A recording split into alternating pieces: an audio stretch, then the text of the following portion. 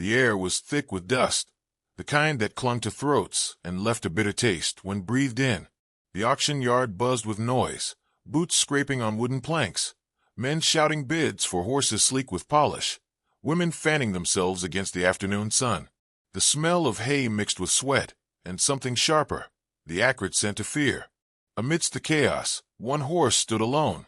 His coat, once white, was now a filthy gray. Patches of skin showed where hair had thinned, scars streaking down his flanks like faded ink. His ribs pressed hard against his skin, each shallow breath rattling in his chest.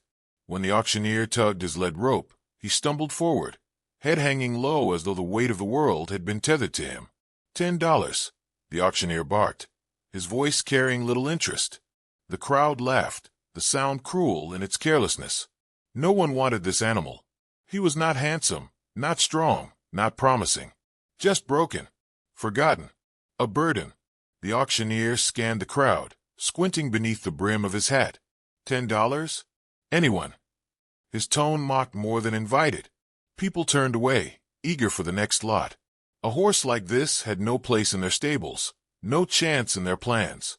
But in the corner, a pair of eyes did not look away. A young figure stood at the edge of the pen, shoes worn thin, shirt patched at the elbows. Their face was shadowed beneath a brimmed cap, but their gaze was steady, unflinching. They watched the animal's trembling legs, the haunted look in its dull eyes, the way the crowd had already dismissed him. Something inside twisted, a mirror of their own reflection. They too knew rejection. They too had felt invisible in a world that praised strength and beauty and discarded weakness. The boy, no young man, though still carrying the thinness of youth, stepped forward. His heart pounded in his chest, louder than the shouts and jeers around him. $10. It was nearly all he had saved. It could mean a week's worth of food, or a month of patched clothes, or a roof that might not leak with the coming rain. But as he looked at the horse, a decision burned through his hesitation. "I'll take him," he said. His voice was steady, though it trembled at the edges. The auctioneer paused, eyebrows lifting in surprise. A ripple went through the crowd, laughter bubbling again, but sharper this time, aimed at the young man. $10 sold, the auctioneer declared with a shrug, banging his gavel. To the boy with more heart than sense. Mockery followed him as he approached the pen, but he barely heard. His eyes remained locked on the horse, who flinched as the rope was handed over. The animal's body quivered, his hooves shifting nervously in the dirt. The young man moved slowly, every step deliberate, careful not to spook him further. His hand reached out, fingers brushing against the horse's scarred neck. The skin was warm, the hair coarse beneath his touch. "You're coming home with me," he whispered, words meant only for the horse's ears. The animal did not answer, but something flickered in its eyes. Wariness, yes, but also a faint glimmer, as though the whisper of trust had managed to slip past the walls of fear. They walked out together, boy and horse, the rope loose between them. The sun dipped lower in the sky, painting the world in streaks of gold and shadow. Behind them, laughter still echoed, but the young man did not turn back. Every step forward felt heavy with responsibility, yet also strangely lighter, as if hope, fragile and trembling, had taken root. The road home was long. Dust rose with each footfall, and the horse stumbled often, his body weak from neglect. The boy slowed his pace, murmuring softly, words of encouragement without expecting understanding.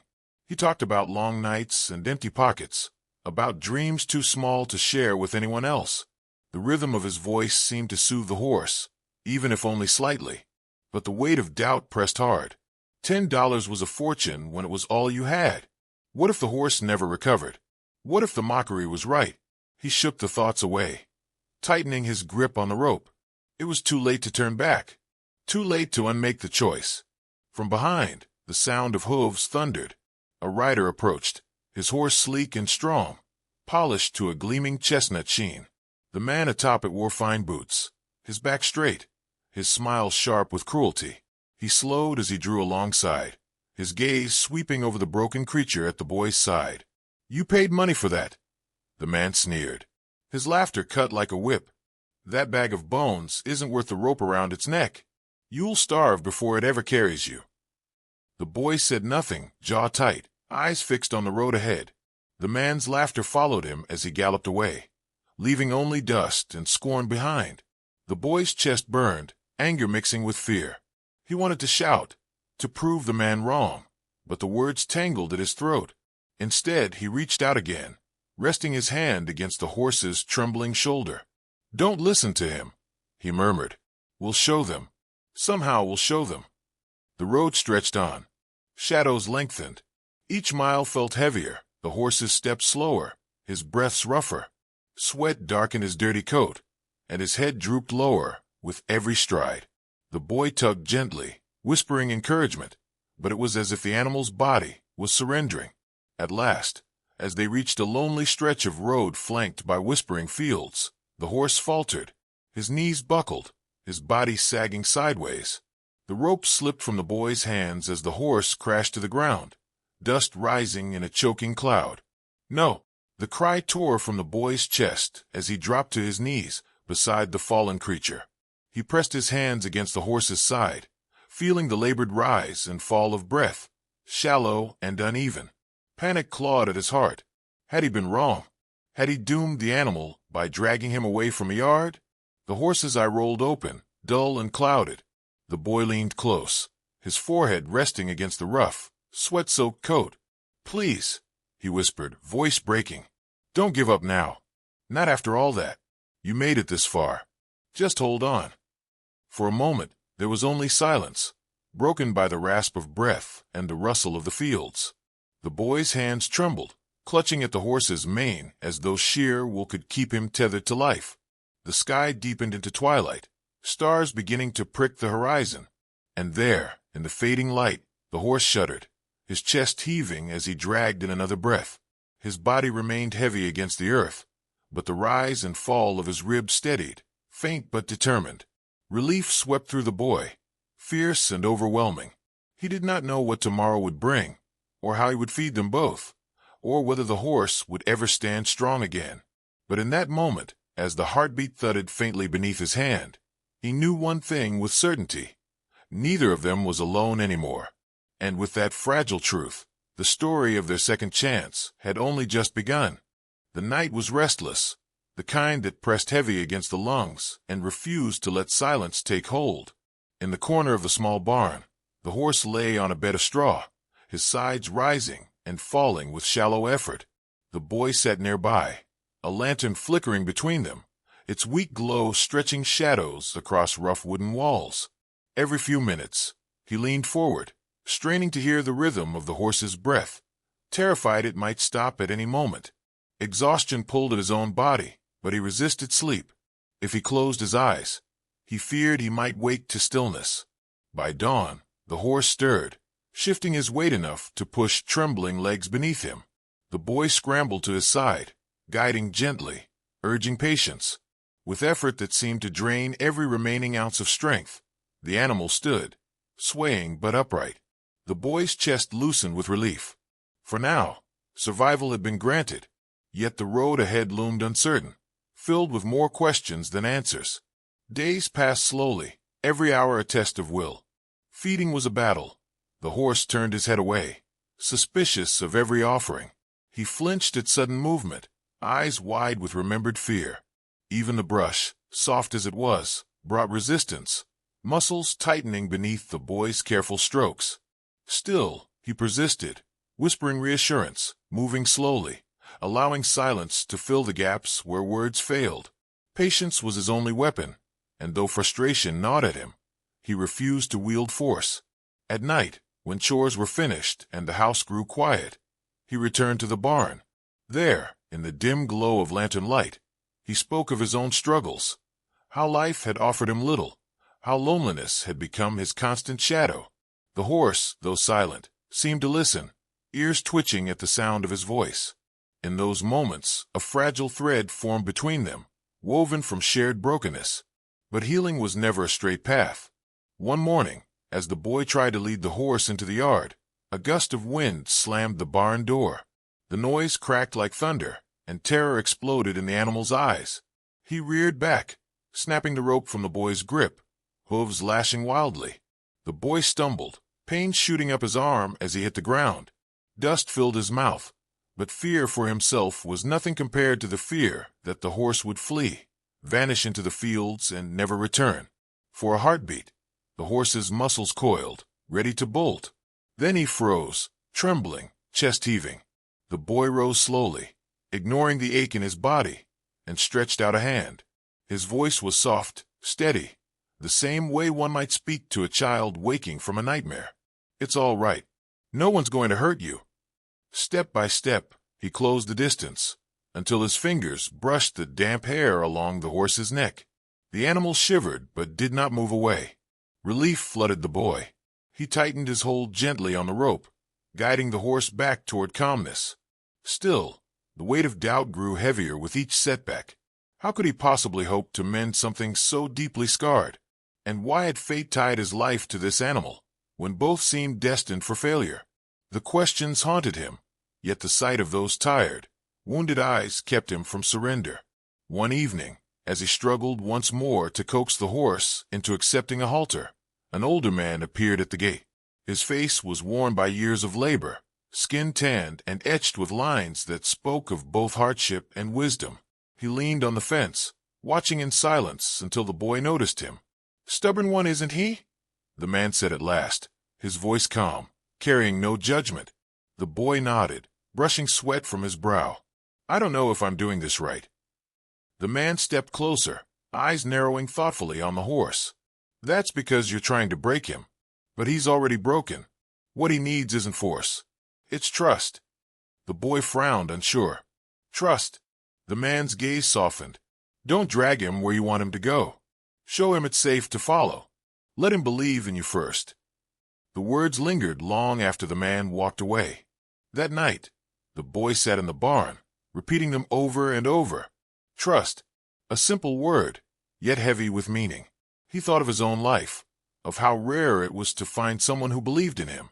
Perhaps the horse needed that as much as he did. So he changed.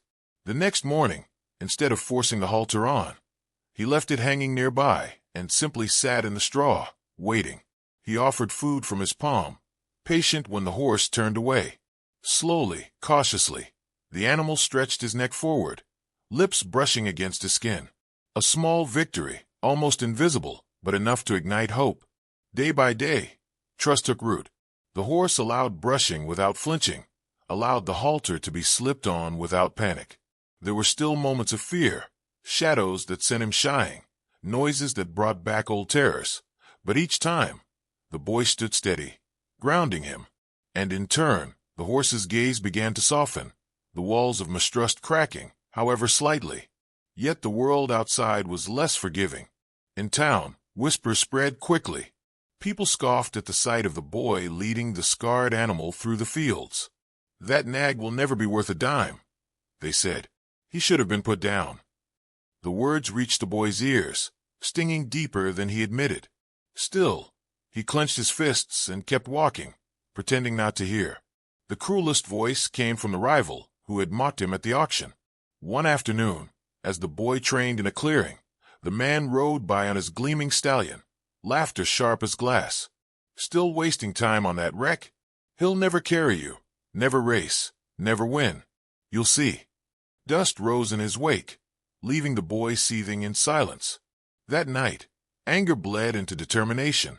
If the world saw only weakness, then he would prove them wrong, not out of pride, but because the horse deserved a chance to be seen for more than scars. The thought planted itself firmly, unshakable. The following weeks tested them both. The boy worked tirelessly, rising before dawn, training with patience that demanded more of him than anything had before. He fell, stumbled, grew bruised and weary, yet refused to relent. The horse, too, stumbled, bolted, resisted, but gradually, trust overcame fear. A step became a trot became the shaky rhythm of a gallop. Each moment stitched a bond tighter, a bond forged not by dominance, but by understanding.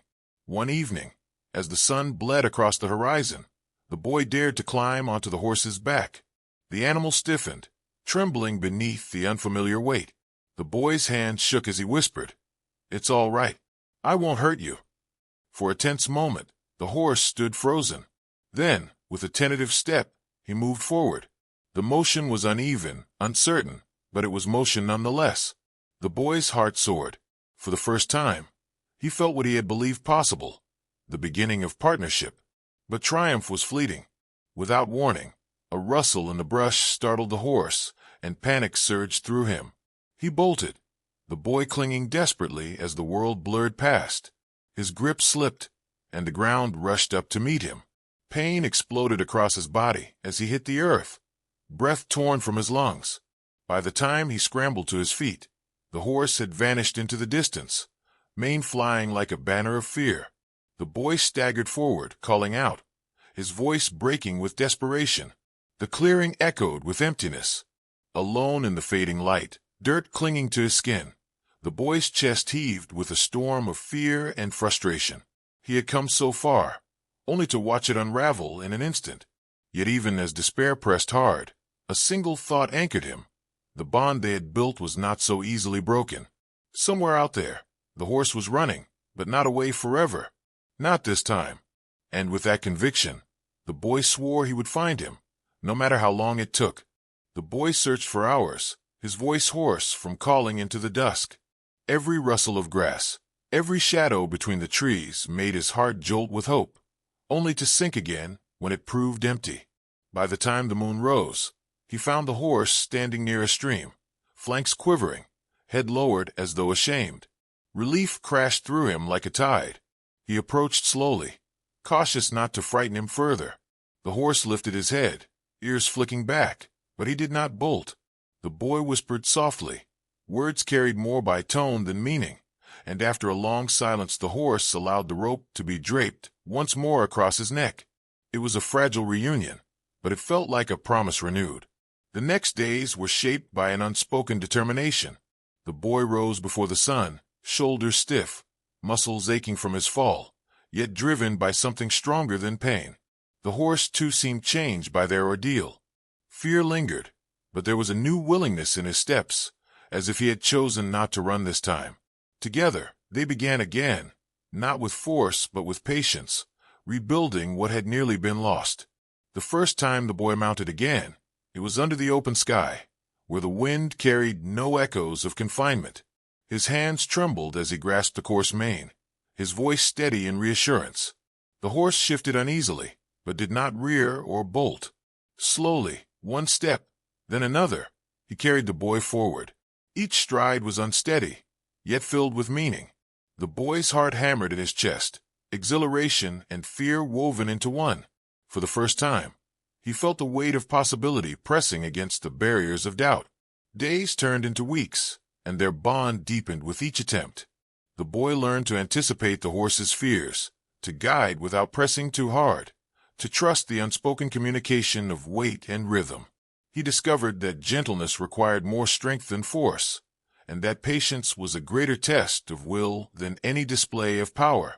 The horse, in turn, began to respond with trust that grew from the smallest gestures, the flick of an ear toward his voice, the steadiness of breath beneath the saddle, the way his eyes softened when the boy approached.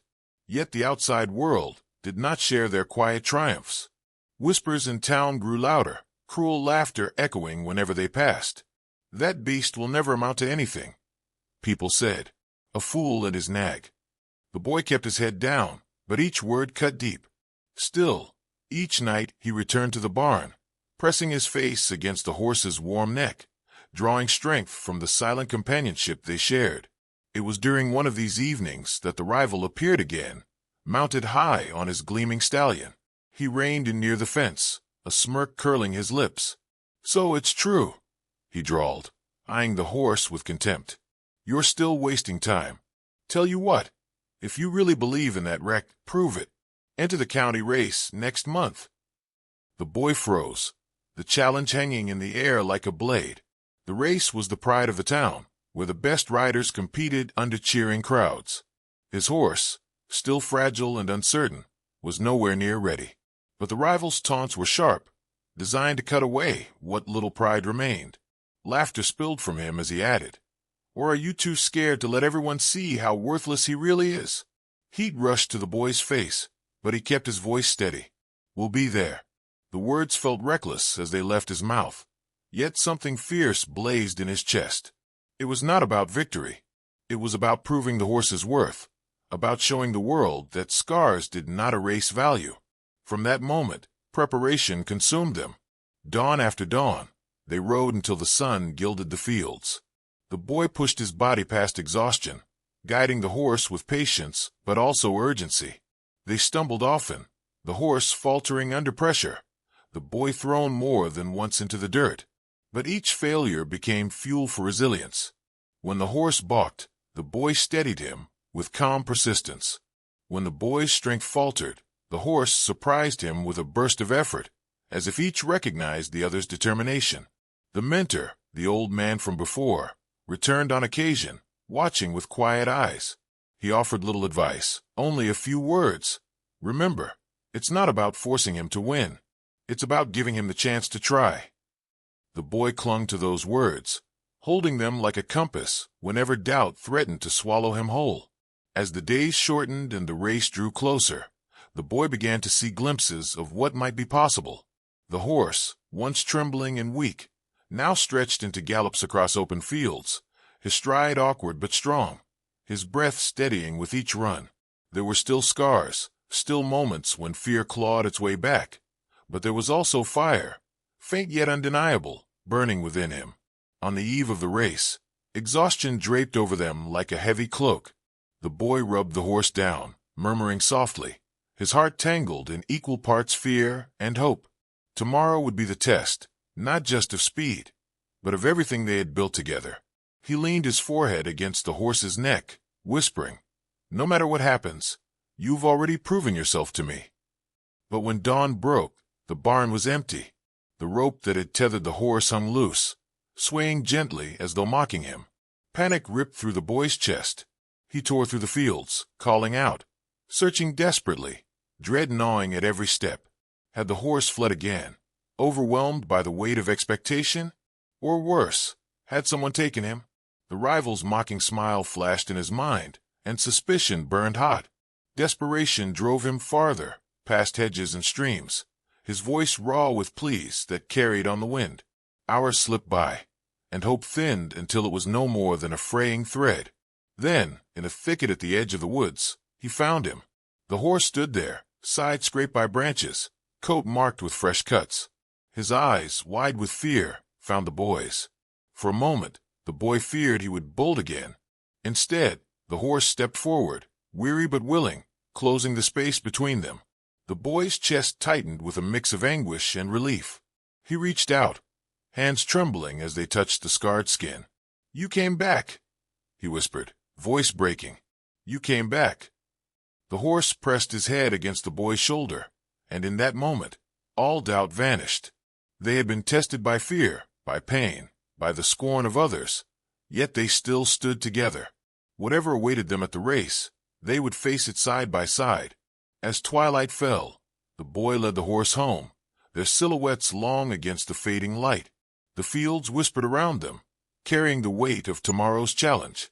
Though uncertainty loomed, one truth had been carved deep into both their hearts. They had found in each other what the world had denied, a reason to believe. The sound of distant cheers and galloping hooves seemed to echo in the boy's imagination, a vision of what was to come. He tightened his grip on the rope, his jaw set, his eyes alight with quiet determination. The race was no longer just about proving others wrong. It was about proving to themselves that broken things could rise again. And as night closed in, he knew with absolute clarity that tomorrow would either shatter them or set them free. The morning of the race dawned sharp and cold, the kind of air that sliced through lungs and carried with it a restless energy. The town's fairground was alive with noise, the track ringed by wooden fences and crowded with spectators in their finest clothes. Banners rippled in the wind, announcing the pride of the county, the race where reputations were forged and failures remembered. Horses pranced in the paddock, coats glistening, muscles rippling like liquid power beneath polished saddles. Among them, the scarred, dirty white horse stood out for all the wrong reasons. His mane was rough, his body marred by cuts still healing, but his eyes held a flicker of defiance that would not be smothered. The boy walked at his side, shoulders squared though his stomach twisted with nerves. He felt the weight of every stare, every whisper drifting through the crowd. That Rex shouldn't even be here. A disgrace to the sport. He'll collapse before the first turn. Each word was a blade, but he kept moving, hand steady on the rope. The horse's ears flicked, catching the noise, but he did not falter. The bond between them had been tested too many times to break now. The rival waited near the starting line, mounted on his chestnut stallion that gleamed like fire in the morning sun. His smirk was sharp, his voice carrying easily over the din. So you showed up after all. Brave or foolish, I can't decide. The boy met his gaze without flinching. We'll let the race decide. The rival laughed, the sound dripping with scorn, but behind his confidence was a flicker of unease. Something in the boy's eyes, something unyielding, unsettled him. When the bell rang for the riders to mount, the boy took a breath that felt like swallowing fire. He climbed onto the horse's back, feeling the familiar tremor of muscle beneath him. His hand brushed the rough mane, steadying both himself and the creature beneath him. "It's just you and me," he whispered. The horse's ears flicked back, as though listening. The starting gate loomed, wooden slats creaking, dust rising with every restless hoof. The boy guided the horse into position, ignoring the laughter of those nearby. His heart pounded with such force he feared it might burst, yet a strange calm settled over him. This was not about the crowd, not even about winning. It was about proving that broken things still had worth. The gun cracked through the air, and the gates flew open. The chestnut stallion surged ahead, hooves pounding like thunder. Sleek bodies leapt forward, each rider urging with whip and rein. For a moment, the boy's horse hesitated, legs stiff with uncertainty. Then, with a grunt that seemed torn from the depths of his soul, he leapt into motion. Dirt exploded beneath them as they joined the chase. The first stretch was chaos, bodies jostling, riders shouting, the ground shaking with the fury of hooves. The boy clung tightly, his voice steady in the storm. "You can do this. Trust me." Slowly, the horse's stride began to lengthen, rough at first, then smoothing into rhythm. They lagged at the back, but each turn they held steady, refusing to fall behind completely. The rival glanced back, laughter glinting in his eyes as he urged his stallion faster. The crowd cheered for him, the favorite, the one expected to win. But the boy kept his focus forward, his whispers flowing like a constant stream. He felt the horse's body begin to loosen, the fear giving way to something fiercer, determination. Halfway through, dust coated their skin, sweat soaked through the boy's shirt. His arms ached from holding steady, but he refused to loosen his grip. The horse stumbled once, nearly pitching him forward, but recovered with a snort, pushing harder. The crowd gasped at the near fall, laughter rising from those eager to see failure, but the boy did not break. "That's it," he urged. "We're still in this. Keep going." With each stride, they closed the gap, not in leaps but in inches, clawing their way forward.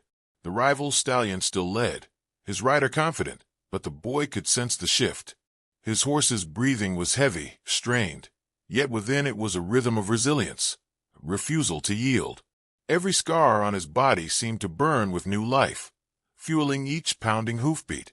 The final turn loomed, the stretch where champions were made. The rival whipped his stallion, urging him into a furious sprint. The boy leaned low, his voice breaking with raw emotion. "Now, give me everything." The horse responded with a surge that felt impossible, a burst of speed ripped from the depths of survival itself. The crowd roared as the scarred beast drove forward, drawing alongside polished competitors who had sneered at him minutes earlier. Dust blinded, wind howled, but the boy felt only the rhythm of the creature beneath him, every stride a defiance against the world that had cast them aside. They reached the final straight, the chestnut still ahead, but the gap closing. The rival's eyes widened as he heard the thunder behind him, disbelief flashing across his face. He lashed his reins, desperate, but his stallion faltered under the strain. The boy's horse, scarred and trembling, did not falter. With a final, desperate push, they surged forward. The finish line blurred, cheers and gasps colliding in the air. They crossed, neck and neck, the decision too close to call. Silence followed, A stunned hush as the announcer struggled to declare the result. Finally, the words rang out. Second place for the boy and his horse, a hair's breadth from victory. The crowd erupted, not with laughter but with awe. The horse, who had been sold for $10, dismissed as worthless, had run alongside champions and refused to be left behind. The boy slid from the saddle, legs shaking, tears blurring his vision. He pressed his forehead to the horse's damp neck, whispering, "You did it. You proved them wrong." The rival dismounted in silence, his pride fractured. He approached, eyes hard, but words failed him. At last he muttered, "Maybe there's more to that beast than I thought." It was not apology, not respect, but it was enough. The mentor appeared at the fence, his weathered face softened by a smile. "You gave him more than training," he said quietly. "You gave him faith. That's rarer than any victory." The boy nodded, unable to speak past the lump in his throat. Around them, the crowd's cheers rose again, not for the polished stallions, but for the scarred survivor who had run with heart greater than any prize. As the sun sank, painting the world in fire and gold, the boy led his horse from the track. They were not champions by the measure of ribbons or trophies, but in the eyes of everyone who had doubted, they had won something far greater. The horse walked tall, ears pricked, no longer the trembling creature sold for scraps, but a symbol of resilience. The boy glanced at him, a small smile breaking through exhaustion. "We showed them," he whispered, and for the first time, the horse's gaze met his without fear, only quiet trust. If this story touched your heart, please consider subscribing.